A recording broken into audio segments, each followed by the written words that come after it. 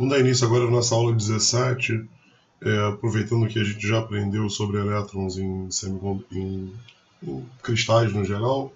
Vamos tratar um caso especial que é muito importante, que são os elétrons em semicondutores.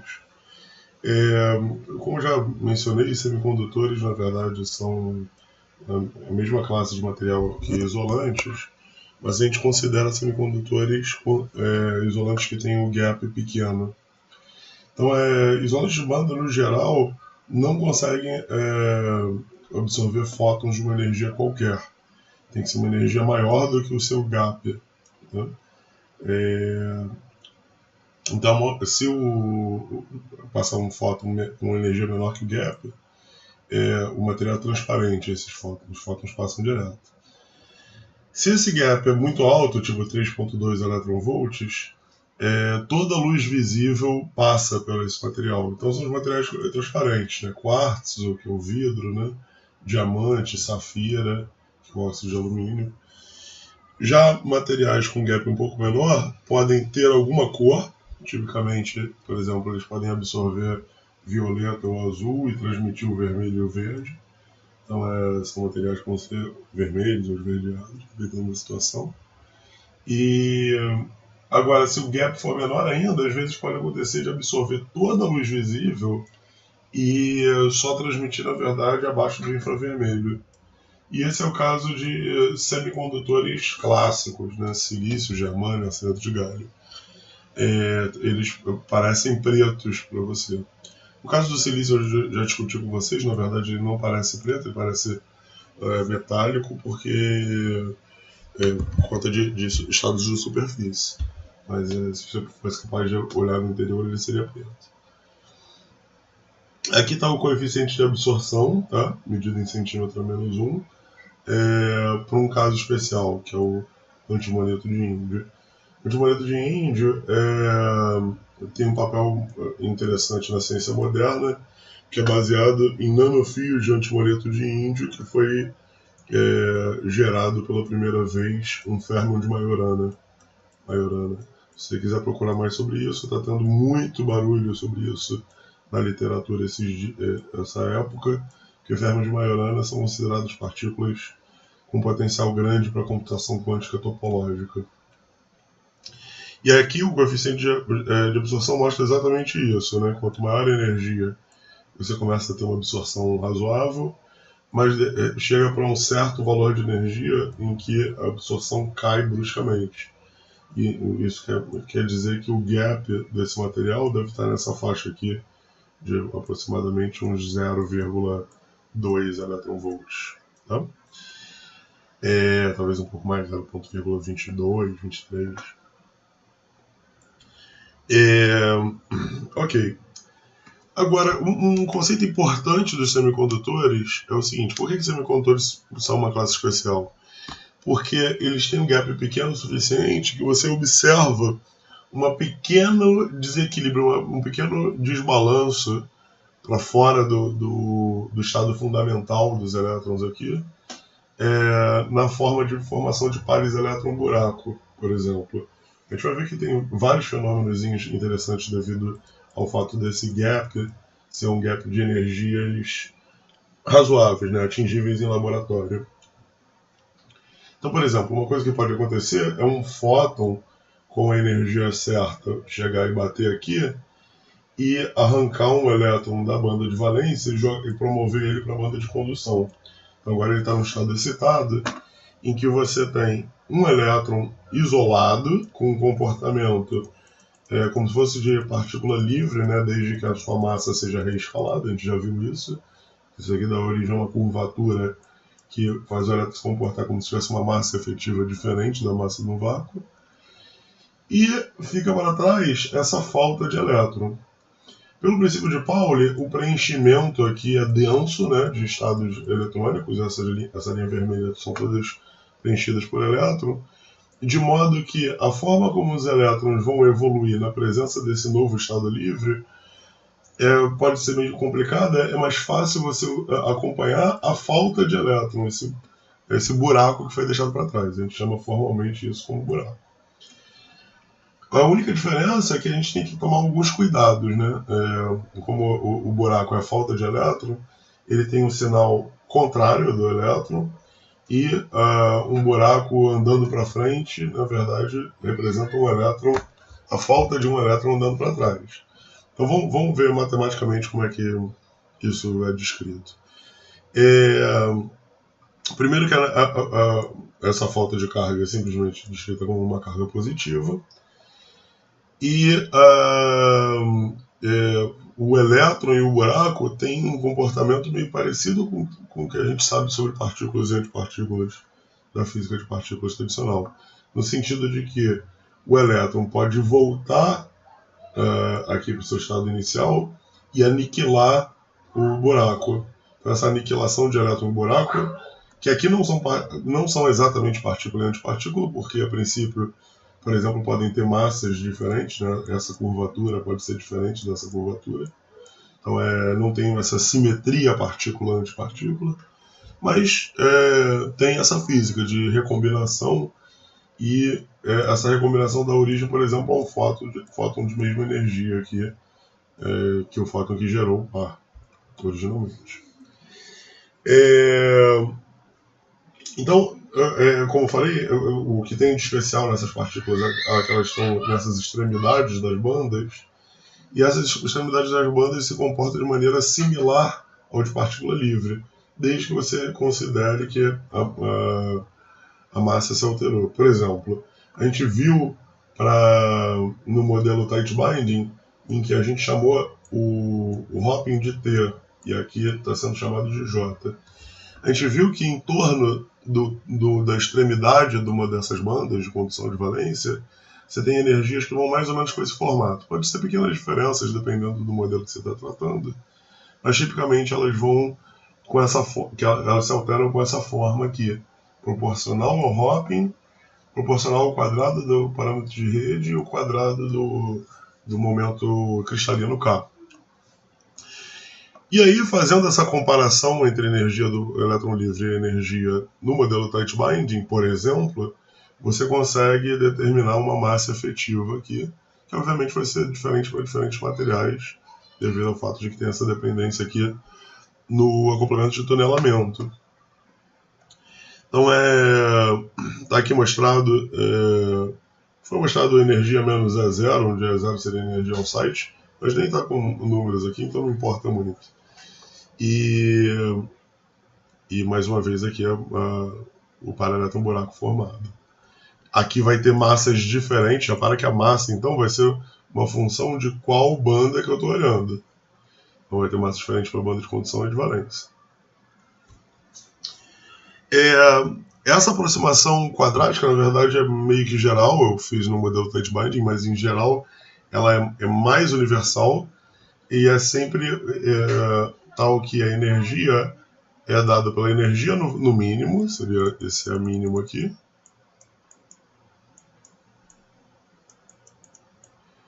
e um termo que é proporcional ao desvio do K mínimo. Aqui o K mínimo foi 0, mas a princípio você poderia ter bandas um pouquinho mais complicadas. A gente já viu algumas bandas que fazem assim, por exemplo, né? Em que o K mínimo seria aqui, por exemplo. Poderia ter até mais de um, né? Quando tem mais de um, a coisa complica. Vamos pensar em um mínimo só por enquanto. Em torno de cada um mínimo, eu posso ter uma expansão dessa. Pode vir de tight binding, pode vir de outras formas, pode vir de medidas experimentais. O negócio é que, uma vez determinado o valor de alfa, você consegue determinar a massa efetiva pela derivada segunda da energia, né? E também consegue determinar. Aqui eu estou pensando em termos de mínimo, né, da banda. O mínimo da banda. Eu estou olhando para esse cara azul. Consegue determinar também a velocidade de grupo, que é tão maior quanto mais distante do K mínimo você está. Então ele é proporcional a essa velocidade de fase relativa, né? Relativa à velocidade de fase do mínimo. Se você estiver olhando o topo da banda, aí tem que tomar alguns cuidados. O primeiro cuidado é começar, quando você for fazer a expansão da energia, determinar que, já que como você está olhando o topo de uma banda, esse coeficiente vai ser negativo. E tomar esse menos aqui é uma forma de você forçar que a massa dos buracos aqui seja um número positivo.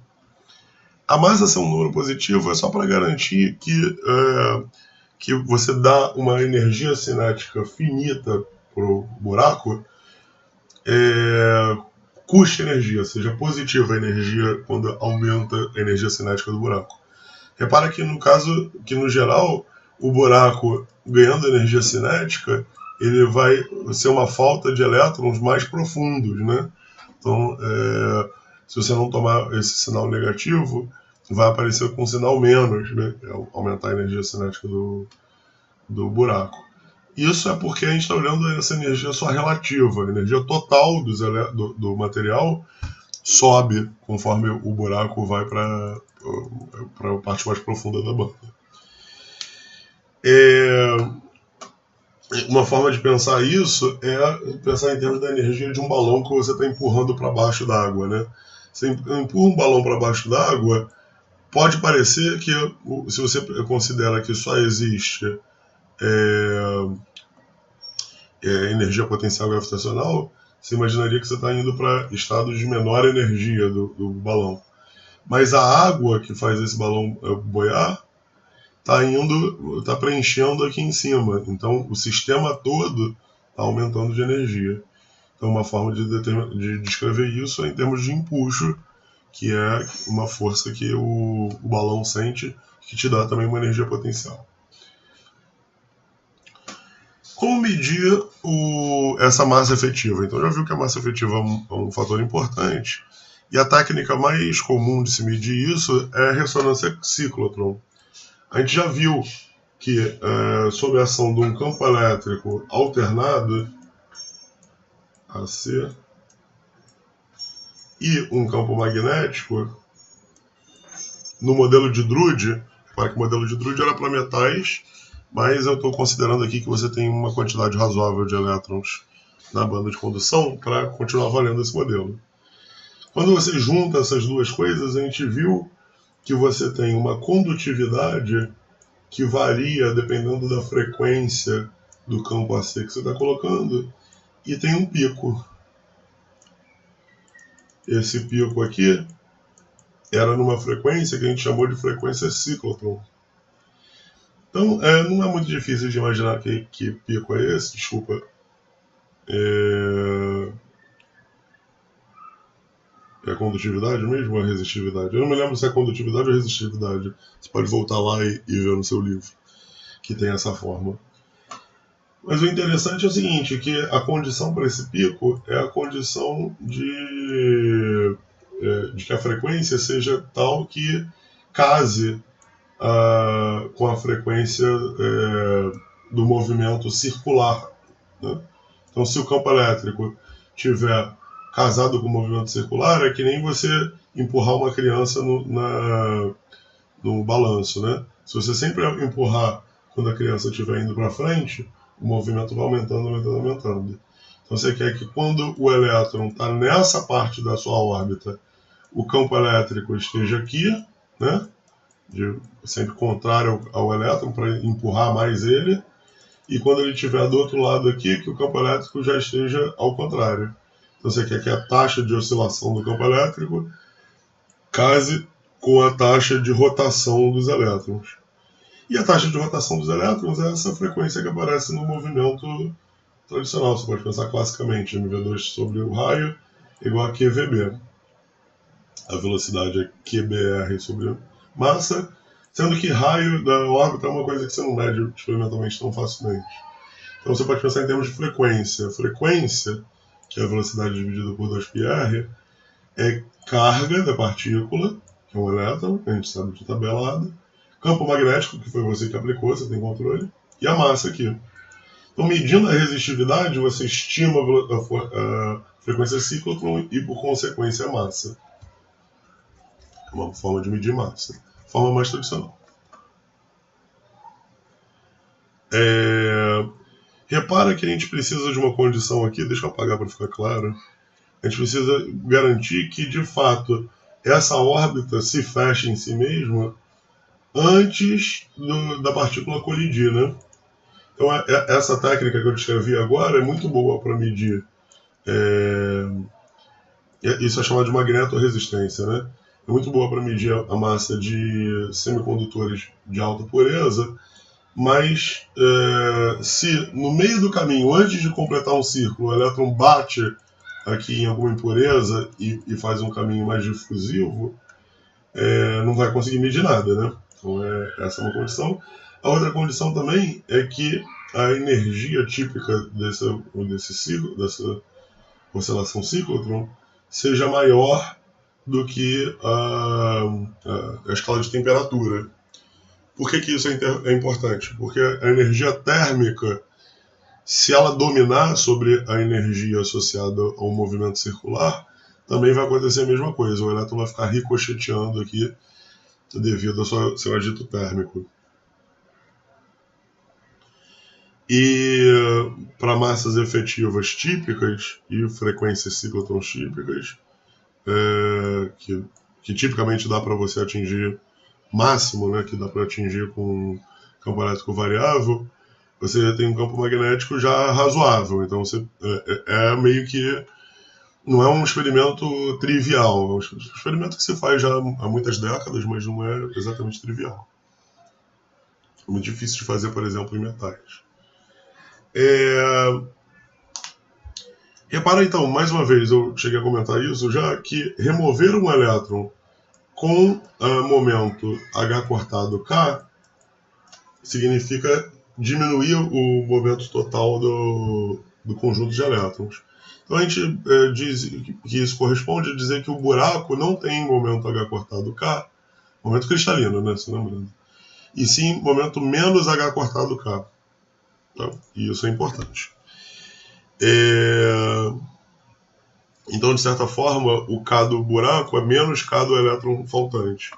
Então, quando está faltando um elétron aqui, a gente diz que é um buraco com K positivo. E isso corresponde a uma velocidade de grupo, que repara que a velocidade de grupo é a derivada com relação a K do buraco. O K do buraco é menos K do elétron. E a energia do buraco. Mas a energia do buraco já é também negativa, né? já conta positiva para baixo. De forma que o efeito líquido é que a velocidade do buraco é a mesma do elétron faltante. Então o momento é trocado, mas a velocidade não é trocada, a velocidade é a mesma.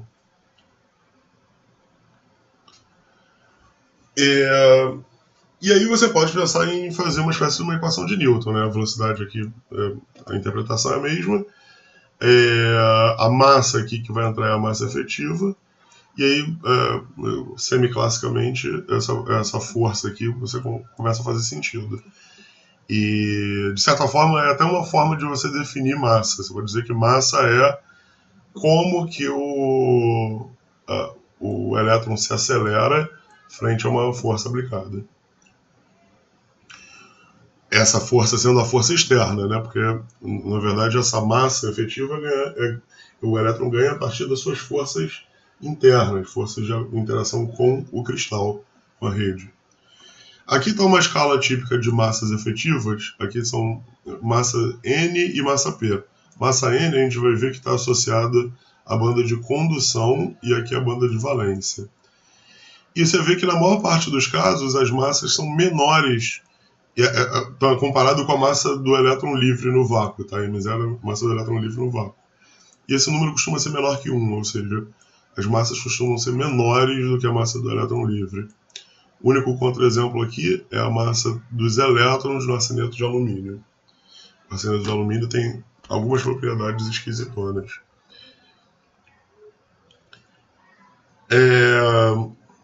Então, um exemplo simples seria a gente aplicar um campo elétrico. Se você aplica um campo elétrico constante, na ausência de colisões, você tem uma aceleração que é proporcional ao campo elétrico.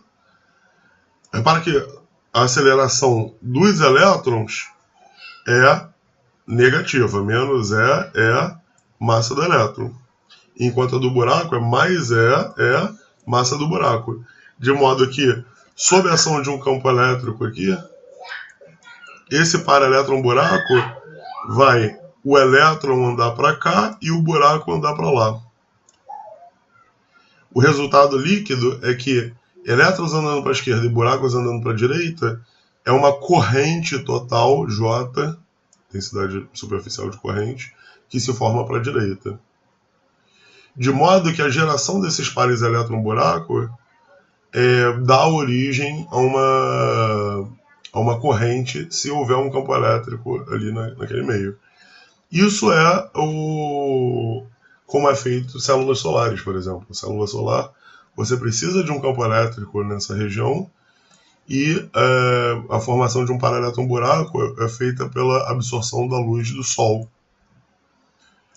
Então, como que você impõe um campo elétrico constante ali o tempo todo é algo que a gente vai discutir na próxima aula, quando discutir dispositivos semicondutores.